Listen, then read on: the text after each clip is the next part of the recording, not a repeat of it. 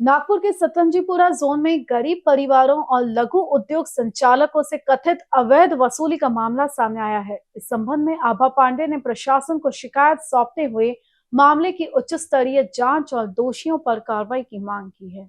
आभा पांडे ने आरोप लगाया कि सतरंजीपुरा जोन अंतर्गत नोटिफाइड स्लम क्षेत्र में रहने वाले गरीब नागरिकों और छोटे उद्योग संचालकों को कुछ महानगर पालिका कर्मचारी तथा असामाजिक तत्वों की मिलीभगत में नोटिस की धमकी देकर परेशान किया जा रहा है। उनका कहना है कि कई स्थानों पर अवैध वसूली का रैकेट चलाया जा रहा है। उन्होंने बताया कि वर्ष 2021 में भी यह मुद्दा महानगर पालिका सभागृह में उठाया गया था और तत्कालीन महापौर द्वारा निर्देश दिए गए थे। इसके बावजूद कथित तौर पर ऐसी गतिविधियां बंद नहीं हुई। पांडे ने आरोप लगाया कि शासन के निर्देशों और महानगर पालिका सभागृह के निर्णयों की भी अनदेखी की जा रही है। आभा पांडे ने प्रशासन से पूरे मामले की निष्पक्ष जांच कर दोषी अधिकारियों, कर्मचारियों और संबंधित व्यक्तियों के खिलाफ सख्त कार्रवाई करने की मांग की है। साथ ही भविष्य में ऐसी घटनाएं न हो, इसके लिए प्रभावी निगरानी व्यवस्था लागू करने की भी मांग की गई है। दलालों की दलाली बंद करो, बंद करो, बंद करो। दलालों की दलाली बंद करो, बंद करो, बंद करो। दलालों की दलाली बंद करो, बंद करो, बंद करो। दलालों की दलाली बंद करो, बंद करो, बंद करो। नहीं चलेंगी, नहीं चलेंगी, तानाशाही नहीं चलेगी, नहीं चलेंगी, नहीं चलेंगी, तानाशाही नहीं चलेगी, नहीं चलेंगी, नहीं चलेंगी, तानाशाही नहीं चलेगी। दलाली बंद करो, बंद करो, बंद करो। दलालों की दलाली बंद करो, बंद करो। अंतर्गत ज्या गोष्टी चालल्या होत्या इथे, ज्याप्रमाणे गरिबांवर अन्याय करण्याचा प्रयत्न काही ब्लॅकमेलर्स, काही समाजकंटक हे अधिकाऱ्यांच्या संगणमताने इथे जे सुरू होतं त्याचा गोरखधंदा उघडकीस आणण्याकरता आणि त्यांच्यावर तात्काळ कारवाई करण्याकरता आज आम्ही इथे माननीय सहाय्यक आयुक्त हरीश राऊतजी यांना आम्ही आज निवेदन द्यायला आलो होतो।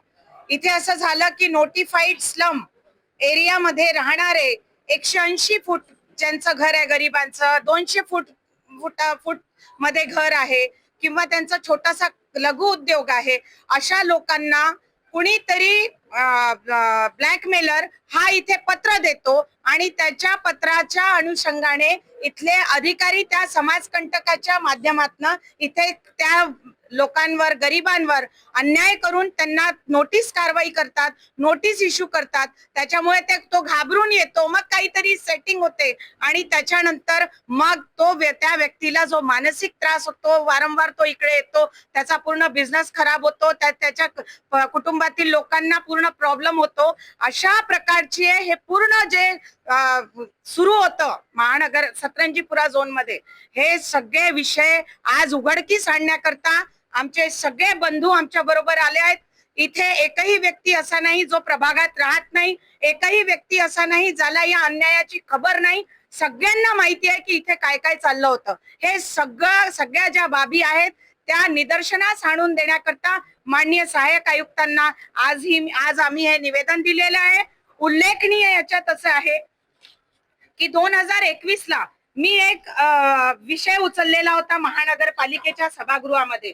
तिथे अवैध बांधकामावरून ब्लॅकमेलिंगचा गोरखधंदा, अवैध निर्माण के नाम पर उगाही करने वाले टोली को सक्रिय, नए निर्माण कार्य को अवैध बताकर वसूली का खेल, मनपा सभा में आभा पांडे ने उठाया मुद्दा, अशा प्रकारचे अनेक विषय मी 2021 च्या सभागृहात सुद्धा उचलले होते।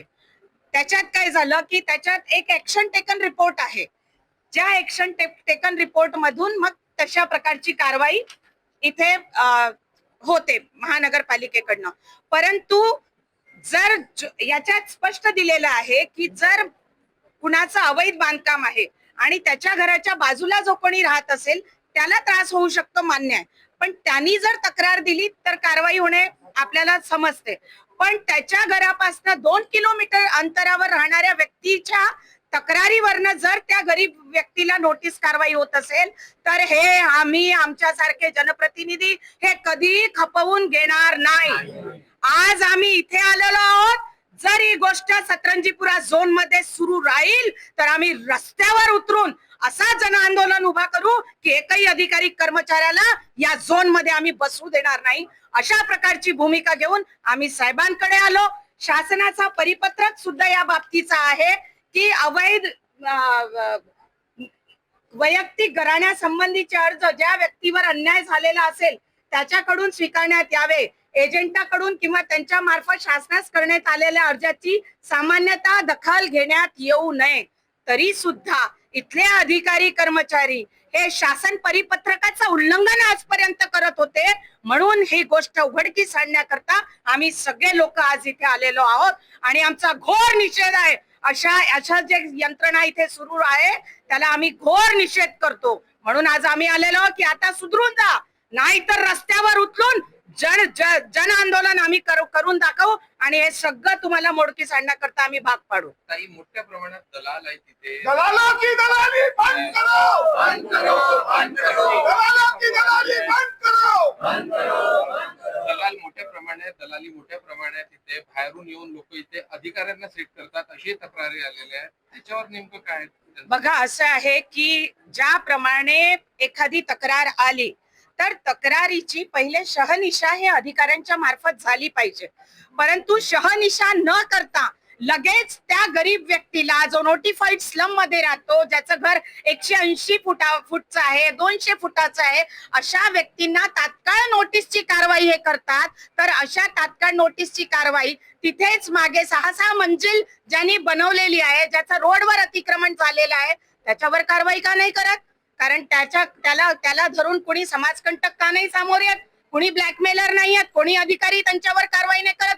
का नाही करत? हाच आमच्या समोर एक खूप मोठा प्रश्नचिन्ह आहे की गरिबांवर अन्याय करता, गरिबांना नोटीस देता, तो बिचारा घाबरून येतो, काहीतरी सेटिंग होते, पैसे जमवतो बिचारा, मग त्याची नोटीस ही खालावली जाते. हे काय सुरू आहे असा प्रकार?